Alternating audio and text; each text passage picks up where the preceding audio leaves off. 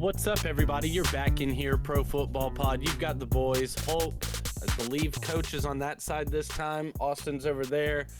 Yes, We sir. appreciate you guys stopping in. We got the Saints record prediction episode here. Saints fans, we're just ripping the Band-Aid off for you. It's going to be a struggle of a season. I hope you guys are ready for it. But drop a subscribe down below. 500 subscribers. We're giving away jerseys out here for every 500 subscriber benchmark. Help us, help you. Guys, it's the Saints. I was going through the Saints and I was just like, loss. Like, and we'll get into it here a little bit. They brought Tough in matchups. They do, but and to me, like, their team really didn't do anything to get stronger this year. Like, you brought in Kellen Moore as head coach. Like, okay, I like that move. You bring in Brandon Staley to be your defensive coordinator, who's got head coaching experience to help out Kellen. Okay, I like that move a little bit. But losing Marshawn Lattimore last season, Derek Carr retires this season. So now your quarterback room consists of Spencer Rattler, Jake Hayner, who is battling an injury right now, and Tyler Shuck, who they drafted in the second round. And most people believed he was probably drafted a little too high. Looking into it, like coming off a season where they were 30th overall and 31st against the run and 27th against the pass defensively, like Brandon Staley should help that defensive scheme a little bit. But to me, like, they didn't add anything to their defense that would have brought in that extra value.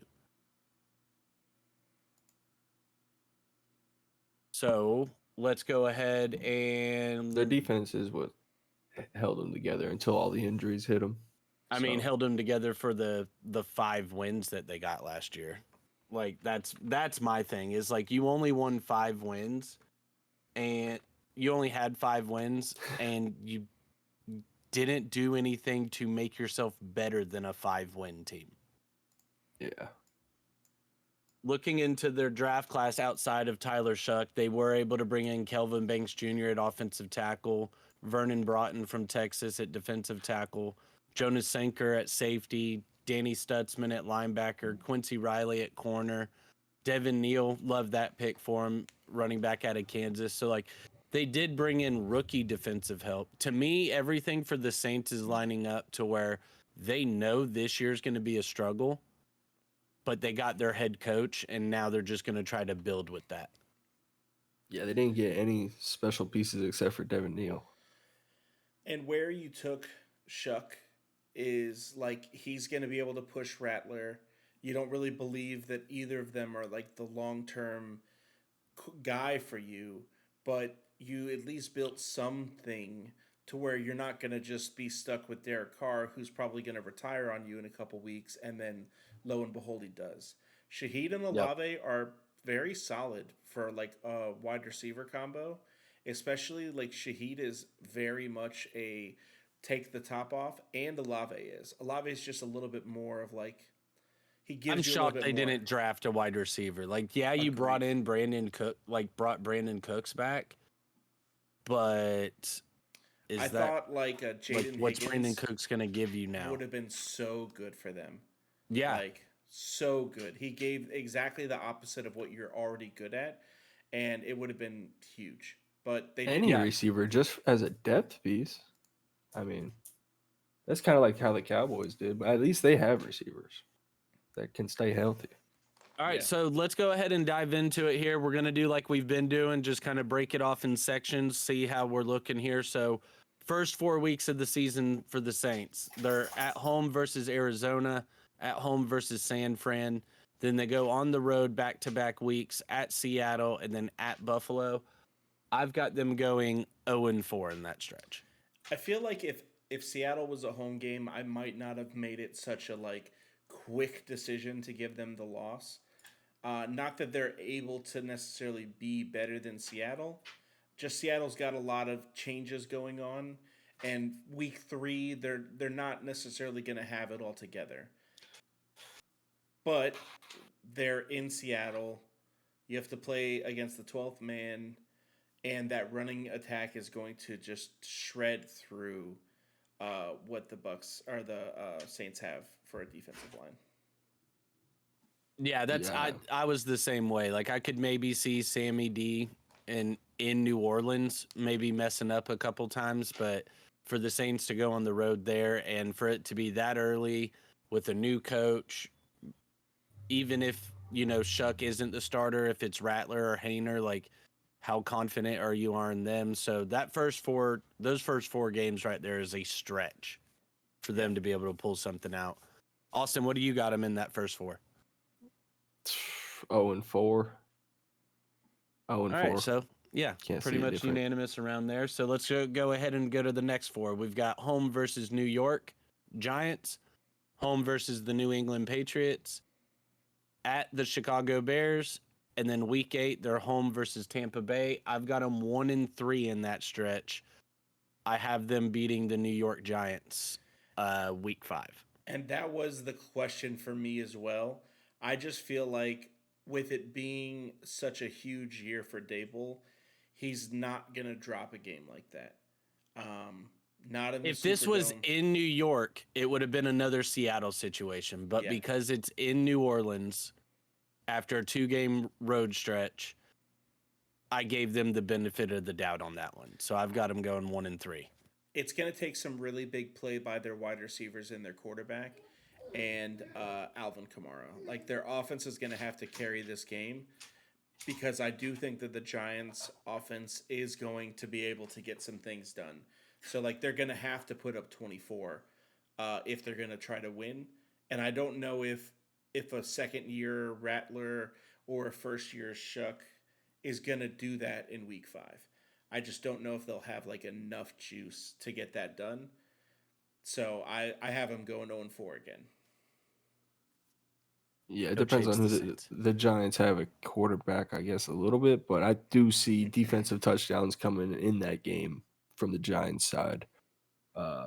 Just defensive ends ripping off the edge and causing Yeah, like I mayhem. said, I wanted to give them the benefit of the doubt. If you go 0-4 in that first stretch, you're back at home. Like, hopefully, you've got a little bit of, They have a tough schedule. gas underneath you here to try to get something going. So that's where I was giving them that. Moving on to the next four. Week 9 at the Los Angeles Rams. Week 10 at the Carolina Panthers. Bye week in week 11. Week 12, they're at home versus Atlanta. And week 13, they go on the road to Miami. I've got them 0-4 in that stretch. Yep. Like Carolina, I kind of went back and forth on, but again, At a Carolina. young team like this and not having necessarily the strong pieces you want to have on the road, divisional game, yeah, it's hard for me to just swing it on that. So I've got them 0-4 in that stretch. I think Kool-Aid McKinstry versus Tedero McMillan is a lot of why I think Carolina will have success, especially at home. Now we're talking, what is it, week 10.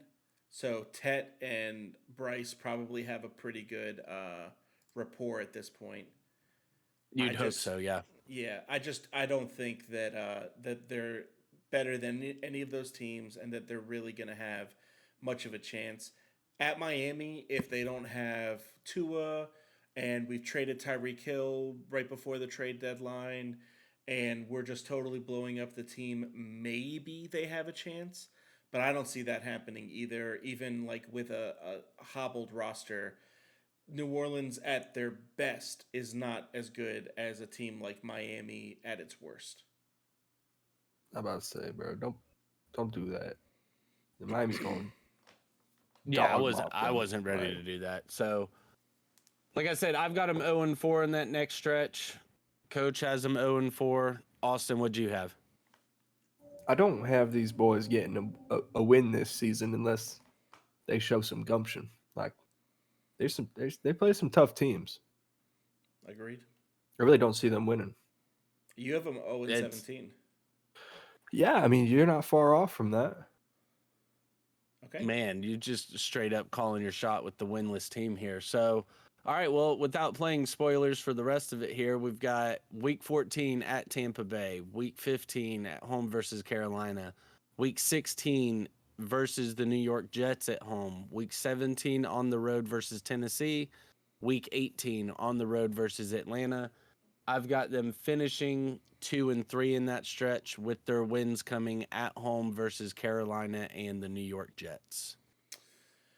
So the New York Jets is a team that I kind of wanted to give them the victory against, but honestly, I think that Justin Fields will be able to carry the victory. Him and Garrett Wilson. I think Garrett Wilson's better than Olave, and Justin Fields at this point in his career is at least enough of a veteran compared to The reason I gave them the win over the Jets is I don't know the Jets' chances of actually playing for anything at that point in the season. Like, if stuff hasn't clicked with Fields and it's just not working and they're not really playing for anything, or if they're even close, then Saints have the chance of like playing spoilers. So like, to me, I have them going 2-3 in the final stretch, simply more of, all right, maybe this coaching staff starts to get it figured out a little bit. They gain a little bit of momentum going into next season to see what they're working with. Let's finish it off with a couple of wins here in this final stretch. So I've got them 3-14 for the season overall. So I have them pulling out a win week 15 at Carolina. That's the only situation that I see where a roster that's this depleted, this young, this reliant on a 30-year-old running back with no real quarterback, offensive line that's really not that good. They have some pieces. I'm not saying that their offensive line is nothing, but a defense that really doesn't have much of a pass rush. Carl Granderson's been putting together a bit of a clinic last couple of years, but I don't see the vision. So I gave them Carolina in New Orleans. I don't think that they get swept in the division, but that's the only one that I see. Whenever we talked about the Tennessee episode last week, I gave Tennessee the win, and I'm gonna stick to my guns on that. I think that Tennessee can win that game in Tennessee at the end of the season. That was one of the few wins that I gave Tennessee for the whole season. So, yeah. And we know Austin's got them going winless out here. So, hey, Carolina's a close one, and same with I Seattle think they will play a could be. lot of the games that they lose. Like, I think they will play them close. Oh, yeah. Like, I don't think they're going to get blown out in a lot of games, but No, that's why I have respect for their defense. it's just going to be a struggle. Yes. And I mean, this is coming from, a Dolphins fan. Like, we've been through those days. We know what those struggles are. Saints fans, y'all had to go through it a while before you ended up getting Drew Brees, which you're welcome, because Dolphins doctors were absolute idiots. So that's cool. But I mean, listen, if you agree with us, if you disagree with us, throw it down there in the comments for us. Make sure to subscribe so that way you can keep getting these videos. We're trying to really build the channel up so that way we can help give back to the people a little bit more. Help us, help you guys. TulsiRoseTea.com is the sponsor. We appreciate y'all's time. Peace out. I'm telling you, somebody needs to put a sheep on their back and climb a mountain over there.